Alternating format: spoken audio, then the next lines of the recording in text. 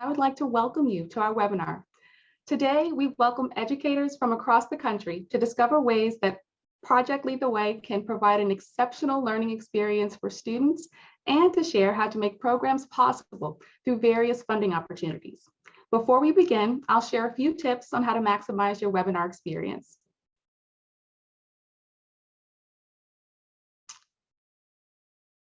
Q&A has been enabled for this webinar. If you have any questions, please submit your questions by selecting the Q&A icon. I encourage you to use the chat area to comment about the content and to network with other attendees. And don't worry if we aren't able to answer your question live today. We'll follow up after the webinar with additional information and answers to outstanding questions.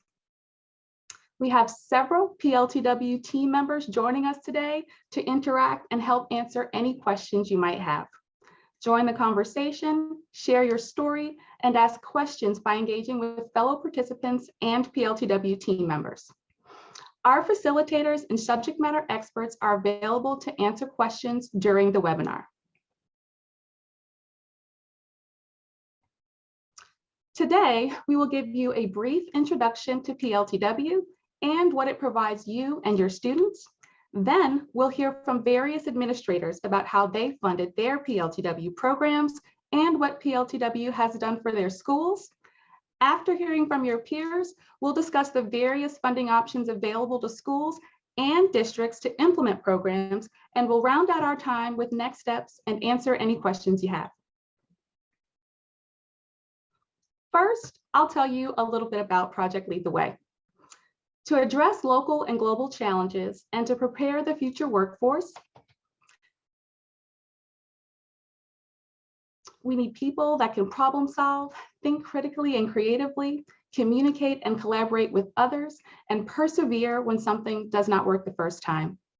Project Lead the Way empowers students across the country with these skills relevant to any career or role they take on, and prepares teachers to engage their students in hands-on learning.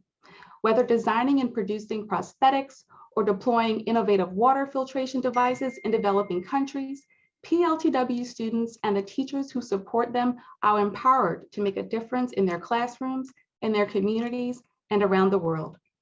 Our pre-K through 12 pathways in biomedical science, computer science, and engineering engage students in hands-on activities, projects, and problems, empower them to solve real-world challenges, and inspire them to reimagine how they see themselves.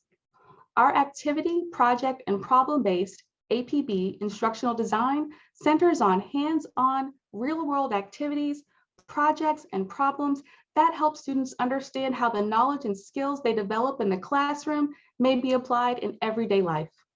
The APB approach scaffolds student learning through structured activities and projects that empower students to become independent in the classroom and help them build skills to apply to an open-ended design problem. This approach provides students with unique opportunities to work collaboratively, identify problems, apply what they know, persevere through challenges, find unique solutions, and lead their own learning. Thank you so much to our panelists for being here today to share their stories. I'd like to briefly introduce all of you, and then we'll dive into our questions. We have Wade Bucks, Curriculum Integration Specialist, School City of Mishawaka in Indiana. We have Dr. Therese Ellender, STEAM STEAM Supervisor and CTE Lead with the St. Landry Parish School District. We have Dr. Jennifer Keffart, Superintendent of the School District of Washington. As we hear the stories from these panelists, I know that they'll mention various funding sources that they've used to elevate their students' experiences. Just as a note to the attendees listening, we will be diving into the specifics of those funding sources later in the webinar. So don't be too alarmed if things aren't as clear as you hear these stories unfold. We certainly will have time and space to dive into the specifics. So first, I'm going to just start opening up some questions for our panelists. How long have you offered PLTW in your district? Let's start with you, Wade.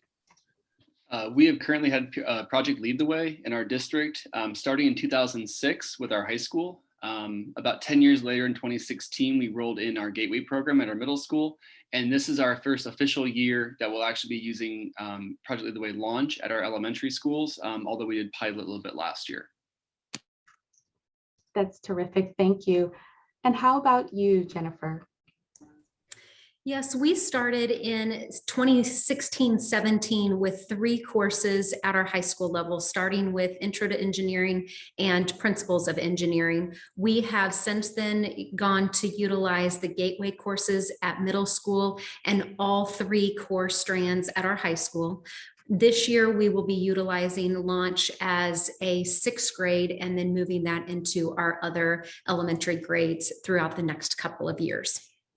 Thank you so much. And I'll just make one quick correction. We do not have Dr. Therese Ellender on the line this afternoon. I know that she was experiencing some adverse weather in Louisiana. So I want to just thank her. She had all of the best intentions of being here today, but she's got some other priorities in dealing with that weather system that's moving through their state. So we'll keep proceeding. So back to the topic at hand today. Please tell me, Wade, what funding resource helped you implement your new program? So originally, our original plan was to implement Launch with some STEM grants that we had from the state, from the IDOE. And initially, the goal was just to kind of pull in a few teachers who were interested in the program and build out our curriculum frameworks that we had for science. But then with all the finances and revenue we got from all our ESSA funds and our ARP funds, we're able to start diving into a really rich build out model. And so we used ARP funding to take that original plan and keep that. So we have 12 teachers in the elementaries that are piloting Project Lead the Way launches this year. We also implemented 6 new Project Lead the Way specials teachers. So every student in our 7 elementaries, they have 1 hour of Project Lead the Way or STEM curriculum each week. And so we were able to use that ARP funds to actually build everything out, which includes, paying the teachers to have 6 new licensed teachers in the district, creating a space for them, buying all the materials of the modules and whatnot, and then actually furnishing the room. That's fantastic. Thank you so much. And how about you, Jennifer? What funding resource helped you implement your program? Sure, absolutely. And that's looked different for us over the course of the last few years. We began by using district funds as our teachers moved into the PLTW courses that I spoke of earlier. And then we also have been utilizing enhancement grants that we have been receiving through our state. So those enhancement grants have helped not only fund some of the training, but they have also helped fund as we have expanded, both with our FTEs, but also with our materials and supplies and training. So those enhancement grants, as well as district funds, have been a big contributor to our utilization. However, this year we are excited to be able to announce, with the help of PLTW and with the help of our community members, we have a national grant that we were just awarded for 6th grade launch. And that is allowing all of our 6th graders to be trained with the supplies to focus on robotics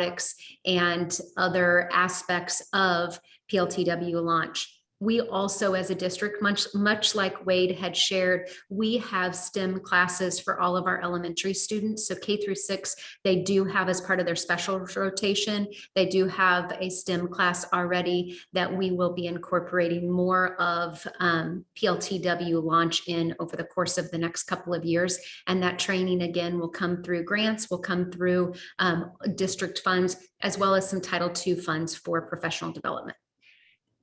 Fantastic, thank you. And I know that it will be helpful for our attendees to understand a little bit more about the process that helped you secure the funding. Wade, can we start with you? Yeah, so we started by looking at our programs initially got built out using STEM grants that the IDOE had initially set up. But then as time went on, we started really digging into, with all of our ESSA funds and our ARP funds, started to figure out, like, we have all this curriculum framework that we've kind of, the pie in the sky view of this. How do we actually utilize some of those funds and really start leveraging this work? We had partnered with our local PLTW rep that we've been using at the middle school and the high school levels. And we found out that, like, we needed, we could adopt and we could use those funds to really build out the materials and what this looks like to have PLTW launch modules at our elementary level. So we were able to leverage some of those funds to really dive into like a full implementation of what that looks like using those ARP funds. Thank you. And was the PLTW associate team member there helpful in discovering all of the resources that would be available to you? Oh yeah, Terry is fantastic, and so I'll give him a huge shout out right now. I mean, if I don't talk to him every few weeks, he probably gets worried about me. So he's been a great help in getting us up and running, and making sure that we have everything that we need to really implement well. And so far, we've had a great first month and a half of school, month and a half of school. That's great, Jennifer.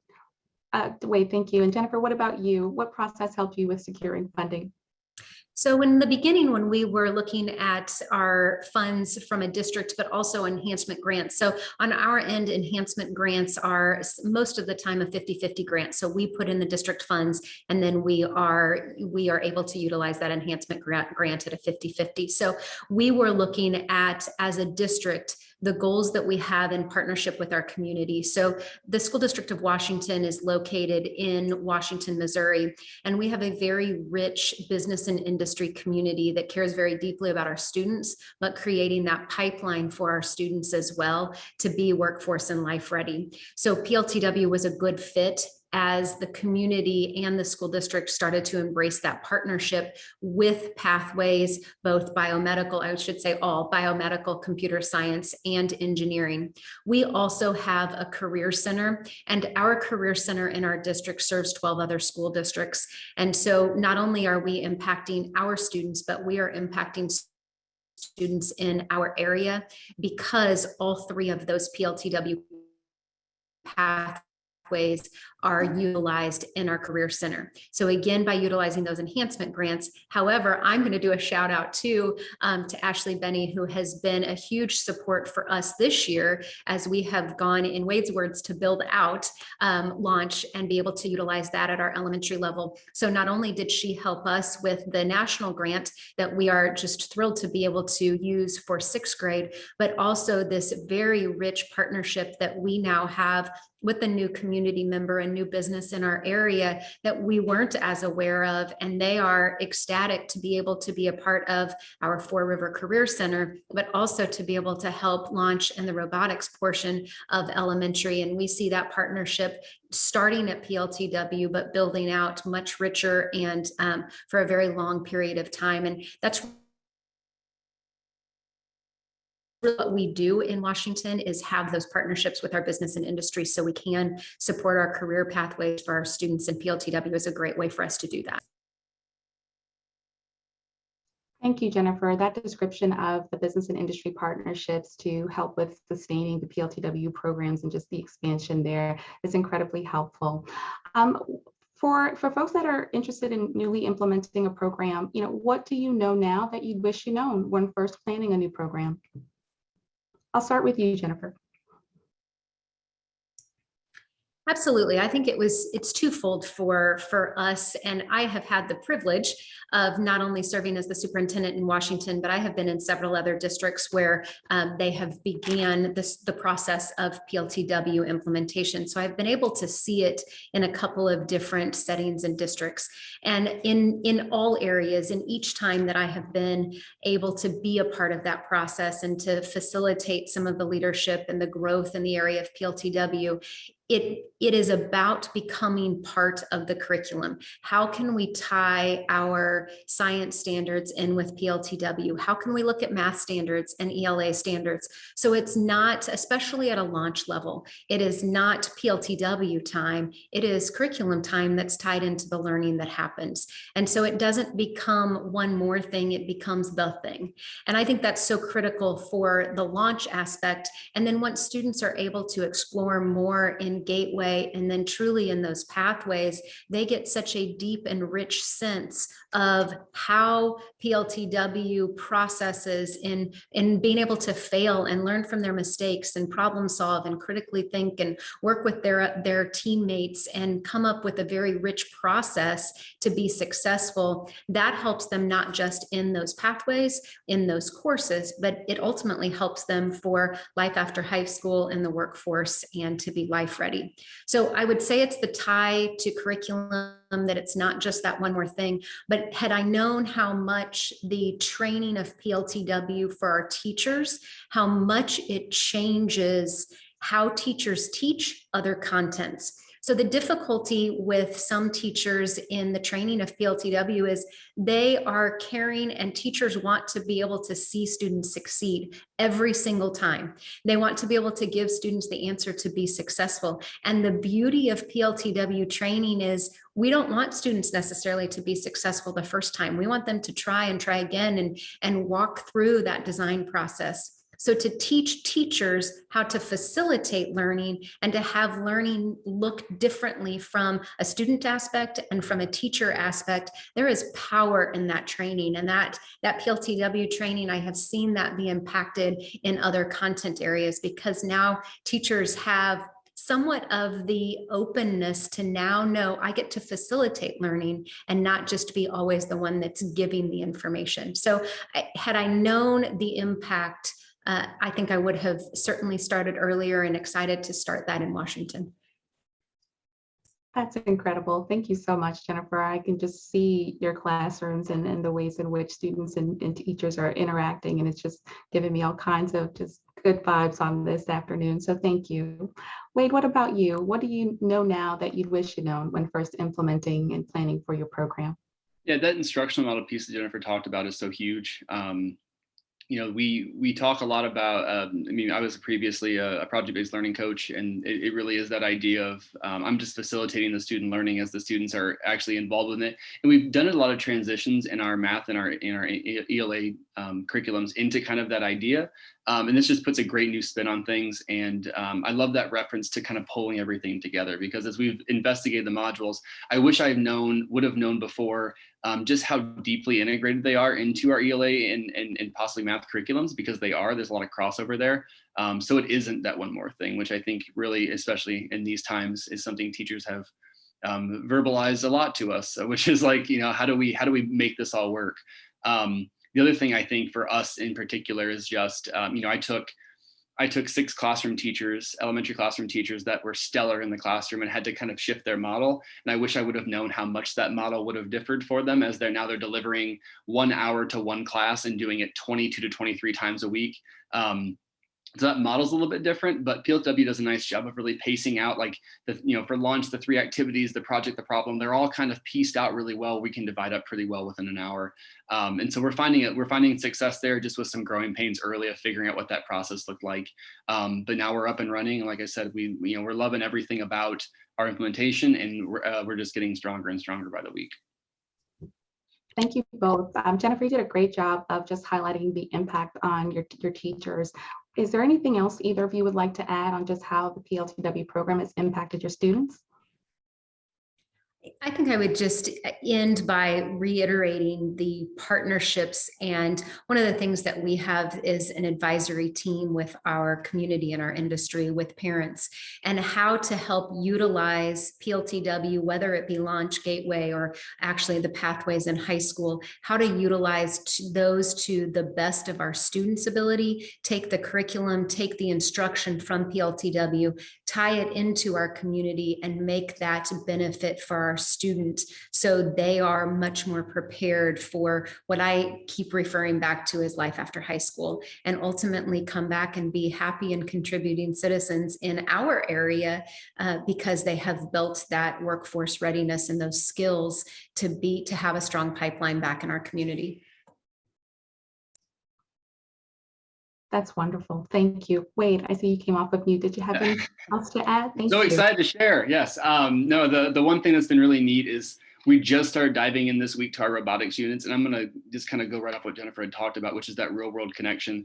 The robotics one starts, the robotics and automations talks about like real world, talking about how are these robots used in the real world. And it's amazing to see our kids they get so excited to recognize, like, we have a lot of just industrial factories in the area, and the robotics has become a big piece of that, of manufacturing. And so they get to have a lot of conversation where normally in an academic setting that may not be their strong suit. So just seeing that student passion for being able to relate to things, in the same boat. Like, our job is to prepare students for when they leave us, not for when we have them necessarily. And so what we love about PLTW is that real world and authentic connection that they have right away. And so we're seeing that already, and the learning is very real to them. They understand application right away, which is something we've really pushed for in any curriculum we adopt. Absolutely. Thank you both. Just thank you for joining us this afternoon.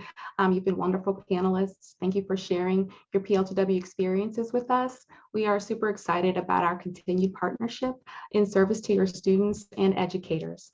So next, I'd like to transition to our other presenters for this afternoon. We have Will Krebs, Senior Vice President of Policy and Government Relations, and Ashley Benny, Senior Director of School Success. Thank you, Carolyn. As a director of school success, one of my favorite parts of my job is working alongside school administrators and teachers in creating a vision for their students. We just heard from our panelists how they've seen firsthand the way Project Lead the Way has transformed the learning and teaching in their schools. But the first step in that transformation process is in creating a strategic plan. And part of that plan is having a detailed view of the required investments and identify the funding sources that you can use to support your program. PLTW programs vary in cost, but each program includes investments in 3 categories: participation fees, professional development, and equipment and supplies. The participation fee is an annual fee that covers all of the curriculum access and software rights for your PLTW programs. To be able to teach one of our courses, a teacher must be trained by Project Lead the Way in our core training experience. This is an online training led by some of the best PLTW teachers in the country. And lastly, our curriculum is project-based and very hands-on, so there are some equipment and supplies that you will need for your implementation. There are some federal funding opportunities available for PLTW programs, and Will is going to give us an overview. Thank you, Ashley. Up to this point, you've heard our panel speak to different approaches to funding PLTW programs. You also just heard Ashley give an overview of the different investment categories that compose the PLTW program. Now, I'm going to go a bit deeper on these funding opportunities that you heard our panelists discuss, align their purposes with those investment categories, and then highlight a few additional resources for each. The first funding source I'm going to talk about is the American Rescue Plan. You heard this, you heard ARP, you might hear ARP, you might hear ESSA, all of the different fund made up words that come about when laws get made about these things. But broadly speaking, we're talking about the American Rescue Plan, which was an act signed into law by Congress this year at the beginning of 2021, and is a broad economic stimulus package designed to address various needs related to COVID-19. Included in this package are funds specifically for the education. For the education system. These funds are one-time and must be spent or planned to be spent by September of 2024. These funds are very, very unique. They're highly flexible, very different than funds that we've typically seen come from the US government, in part because the challenge of the day is different than something that we've ever seen before. And they really do represent a unique opportunity to innovate and create equity and access within your schools in a variety of different ways. As you heard from the panelists, it could make sense. There could be an opportunity to use ARP funds right now, or even next school year or the following school year, to start a PLTW program because they are one-time use. And because of the flexible nature, they can be used for any of those 3 investment categories that Ashley just described: participation fees, equipment and supplies, and professional development.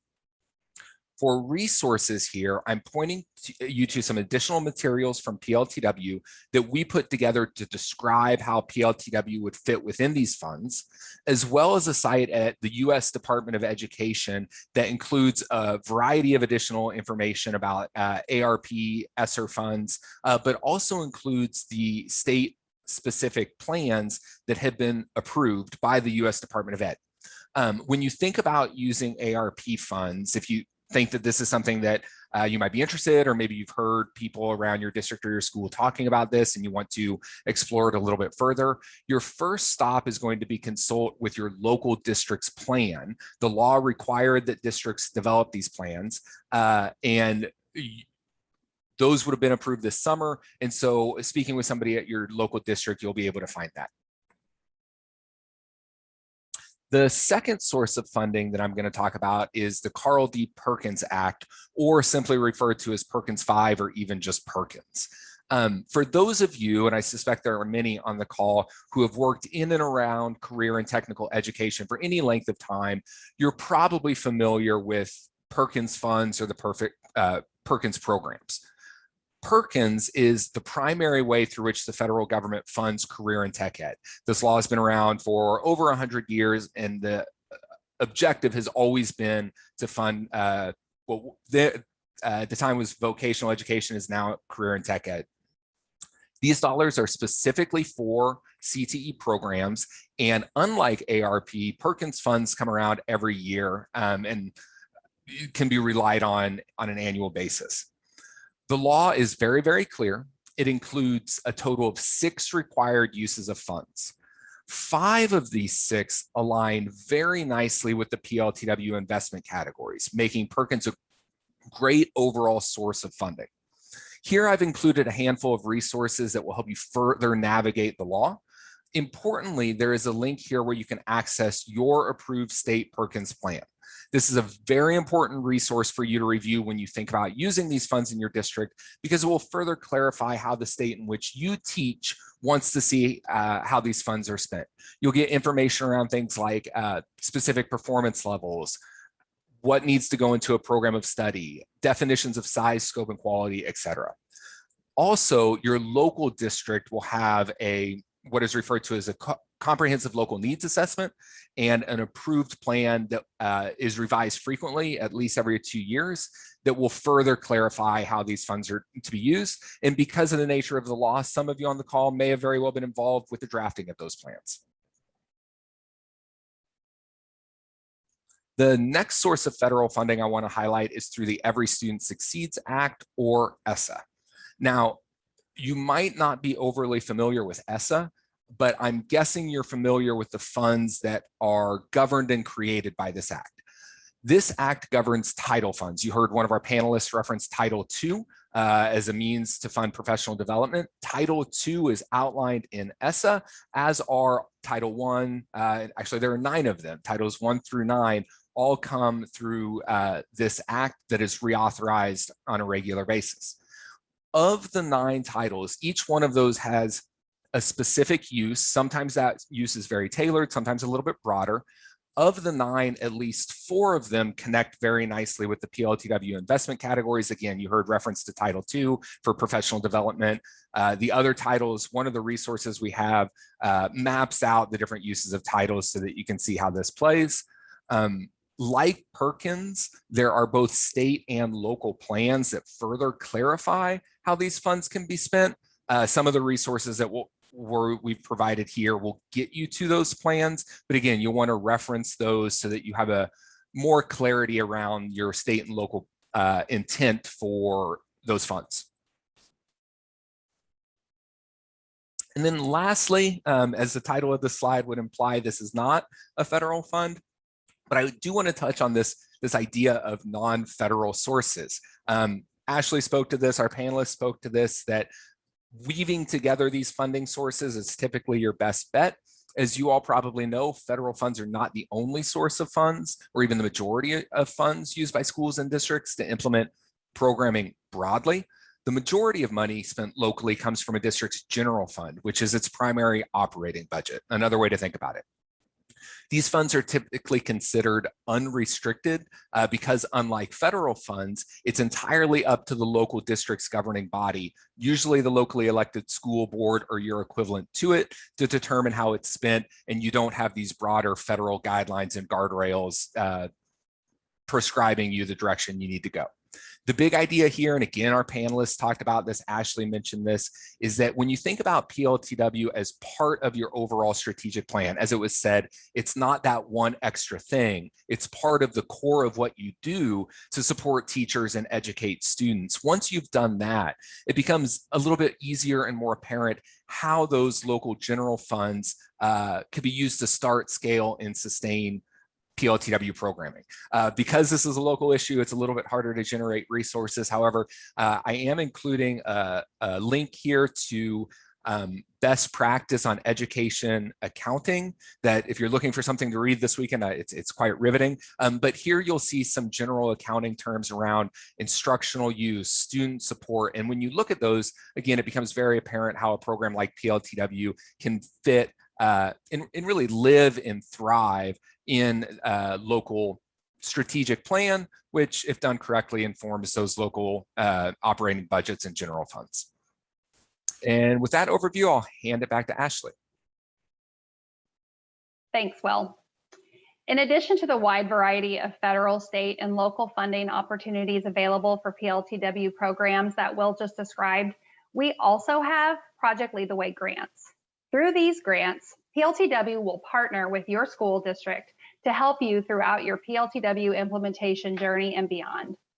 Applying for our grants is easy through our simple application process located in your MyPLTW account, and you can create this account quickly and easily on our website. We award grants on a rolling basis from July 1 to June 30, so schools may submit applications annually. PLTW keeps applications on file until June 30 of each year, so we can consider schools for more than one grant opportunity throughout the funding cycle.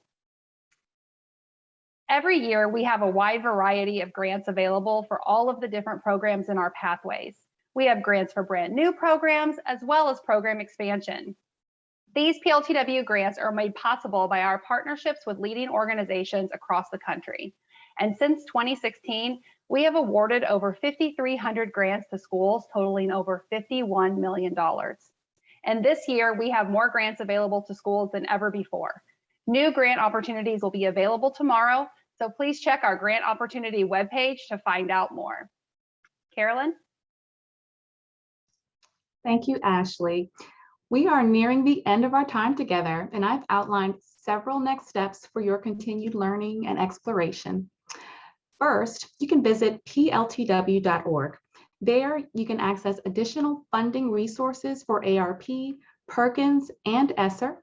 You can also read blog stories about how other programs have implemented PLTW using grants or federal funds. You can also visit our blog site while there and search ARP or grants to find these relevant stories. You can also check out the upcoming events listed on our website. We have several additional funding webinars this month, as well as those on implementation and sustainability of programs, and several program showcases so that you'll actually have a chance to see what PLTW classrooms look like in action. You can also apply for grant funding on our website at mypltw.org, and you can connect with a PLTW team member. Also, I would like to mention that attendees of today's webinar will receive follow-up email communications from us that contain those additional resources that we reference. So if you don't have an opportunity to visit our website, you can expect to have some leave behinds and additional resources sent to you by email. So thank you again for your time today. We will be launching a poll to find out what next steps we can help you with, and you should see that on your screen momentarily. And as I mentioned, within a week, you'll receive an email with the recording of this webinar and those additional resources to help you answer any questions you might have. And if you would like to reach out to a PLTW team member, please use the link that's been posted in the chat. And this information will also be included in that follow-up email that I referenced. So I'd also like to make sure that you register for the next webinar in this series, and that will focus on PLTW program sustainability. We touched on that a little bit with our panelists, but this webinar will be a deep dive into that topic. So please visit the PLTW events page to register for that. And the link will also be shared in chat as well as in our follow-up communications. So with that said, this concludes our webinar for today. Team members and panelists will remain on the line to answer any questions that you have. So please feel free to add those questions in the Q&A. Thank you so much for your time and have a great afternoon. We'll be on the line for several more moments.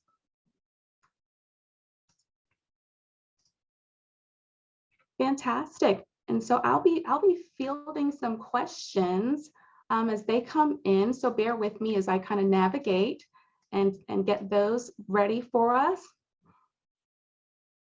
Okay, I've got one for our panelists. If we can have Wade and Jennifer possibly weigh in on this question.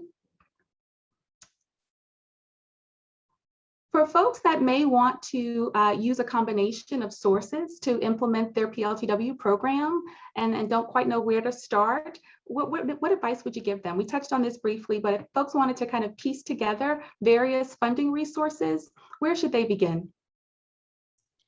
I'll be happy to jump in and start that. And I would say reach out to your PLTW rep and at least talk through what is available through PLTW. And then you will know from that scope, what other funds would you want to tap into? Would that be district funds?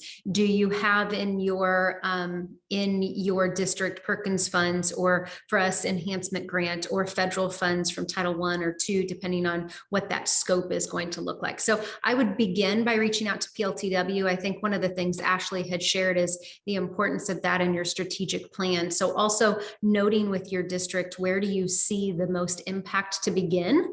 And then start planning out, what does that look like in 1 year, 3 years, or 5 years out into implementation as well. Thank you so much, Jennifer. That's incredibly helpful. I have one for PLTW team members here.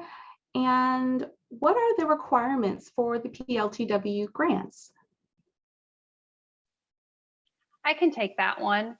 It really kind of depends on the grant. And so if you check back on our website tomorrow and take a look at all of the different grant opportunities that we have to offer, some of them have like geographical requirements. So if you live in a certain area, some of them are grade specific or program specific in our case. So they might be for Launch, which is our pre-K through 5 program, or they might be for Gateway, which is grade 6 through 8, or they might be for one of our high school programs.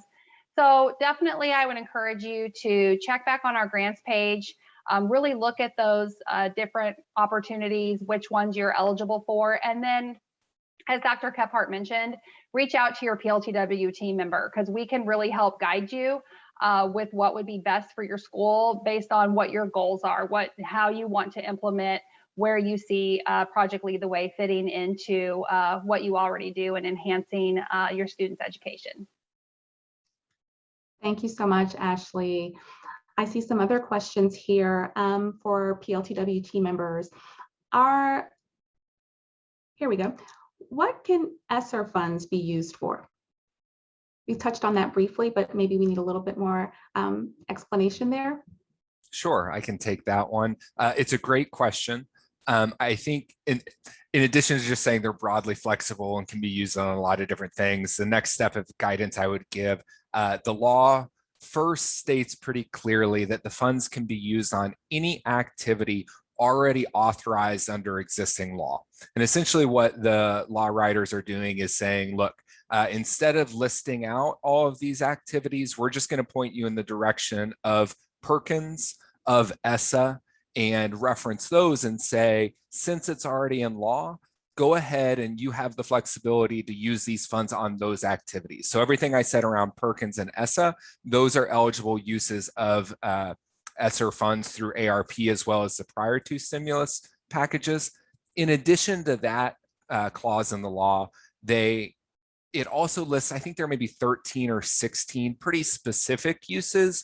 Most of them are tied directly to the challenges that we observed in the last 2 years now, really related to COVID-19. So you'll see allowable uses for things like personal protective equipment, for rapid COVID tests, even for improved ventilation systems, outreach to schools, et cetera. And I really want to take a minute to emphasize that those things are incredibly, incredibly important. And a lot of communities right now continue to challenge and look for ways to support these very complex needs of their students and their families. And so I think I really appreciate the question because it's a good chance to call out that those could be very appropriate uses for those funds too. And hopefully that they're meaningful in addressing those needs too.